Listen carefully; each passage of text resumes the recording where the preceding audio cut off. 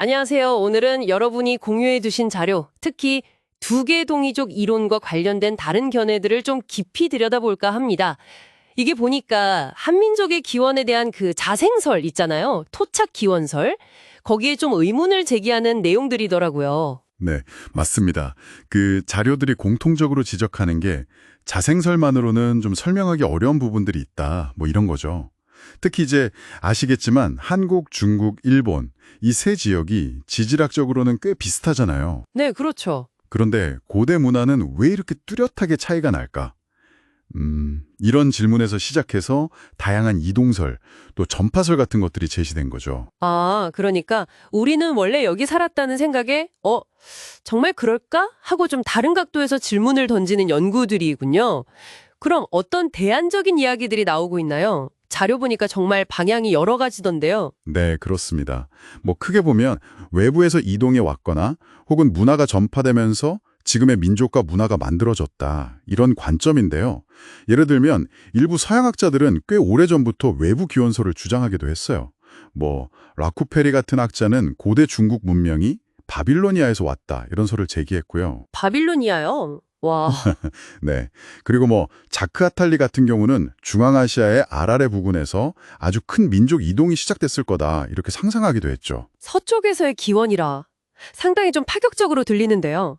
그럼 중국이나 한국 학자들은 어떤 시각을 가지고 있나요? 중국 학자 중에서는 이제 부산현 같은 분이 동이족과 화하족이 연맹을 맺었다. 이런 주장을 처음 했고요. 한국 학자들의 접근은 훨씬 더 다채롭습니다. 단순히 그 동이족이라는 틀만 가지고 보는 게 아니라 더 복잡한 그림을 그리려고 하죠. 더 복잡한 그림이요. 예를 들면요. 네, 예를 들어 정영진 교수님 연구 같은 경우는 한민족의 뿌리에 서쪽, 그러니까 고대 아나톨리아 지역에 프리기아라고 있었잖아요. 아, 네네, 들어본 것 같아요. 그 프리기아에서 온 공공부족 같은 그룹이 혹시 원주민 세력과 결합한 건 아닐까? 뭐 이런 가능성을 제시하기도 합니다. 고대 서아시아의 왕국이었죠, 프리기아는. 와, 프리기아에서 한반도까지요. 그 거리가 정말 상상하기 쉽지 않은데요. 그렇죠. 상당히 긴 여정이죠. 근데 또 다른 방향에서의 접근도 있어요. 북방기원설 같은 것도 아주 강력하게 제기됩니다. 북방이요? 네.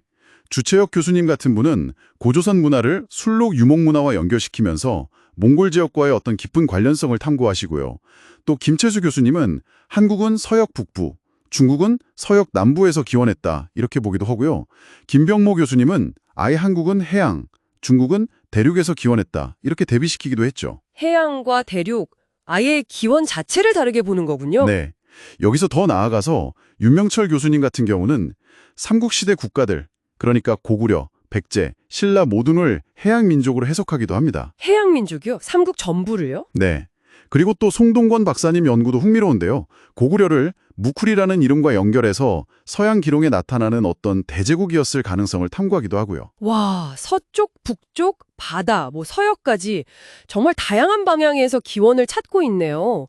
그럼 이 많은 이론들을 관통하는 어떤 공통점 같은 게 있을까요? 아니면 이걸 좀 정리할 수 있는 틀 같은 게 자료에 나와 있나요? 네. 자료에서도 언급하듯이 이 다양한 이론들을 기원 지역별로 예를 들면 서역이냐, 북방이냐, 남방이냐 이렇게 나눌 수도 있고요. 아니면 단일 기원이냐, 다중 기원이냐 또는 중국과의 관계에서 공통 기원이냐, 다른 기원이냐 이런 식으로 분류해 볼 수 있다고 해요. 방법론에 따라서도 언어학, 고고학, 역사학적 접근으로 나눌 수도 있겠고요. 그렇군요. 분류 기준도 여러 가지네요. 네, 근데 이제 핵심은 이 모든 이론들이 결국 하나의 사실, 즉 한민족과 동아시아 민족의 기원이 생각보다 복잡하다는 것을 각기 다른 측면에서 보여주려고 한다는 점이에요. 뭐랄까, 언어, 유물, 기록 같은 다양한 조각들을 가지고 와서 맞춰보려는 시도들이죠. 아, 듣고 보니 정말 거대한 퍼즐 맞추기 같은 느낌이 드네요. 근데 아직 완성된 그림은 아닌 상태다. 이렇게 봐야 할까요? 맞습니다. 그게 중요한 지점인데요. 자료에서도 인정하듯이 이 흥미로운 가설들을 전부 아우르는 어떤 통일된 단일 이론은 아직 없는 상태예요. 다만 이런 다양한 가능성을 열어두고 통합적으로 이해하려는 시도 자체는 굉장히 의미가 있다. 이렇게 강조하고 있죠.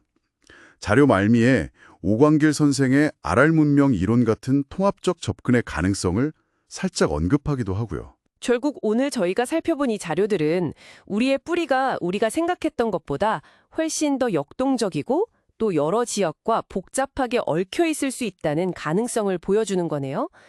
그러니까 단일한 기원에서 쭉 이어져 왔다기보다는 여러 흐름이 합쳐지고 섞이면서 형성된 결과일 수 있다. 뭐 이런 이야기군요. 정확합니다. 그 자생설이라는 어쩌면 좀 익숙하고 편안한 틀을 넘어서서요. 서쪽의 초원지대라든지 북방의 숲이나 툰드라, 또 남쪽의 바닷길 같은 정말 다양한 경로를 통해서 고대 동아시아 세계가 서로 영향을 주고받았을 가능성, 이것을 탐구하는 여정이라고 할 수 있겠습니다. 네, 이렇게 다양한 기원설들을 접하고 나니까 뭐랄까 한국인 또는 동아시아인이라는 그 정체성 자체가 훨씬 더 풍부하고 좀 입체적으로 다가오는 것 같아요. 그렇죠.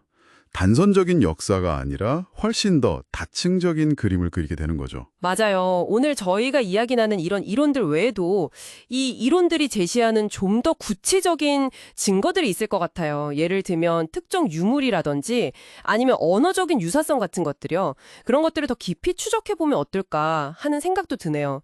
어쩌면 우리가 너무 당연하게 여겼던 역사의 모습이 뭐랄까 전혀 다르게 보일 수도 있지 않을까요?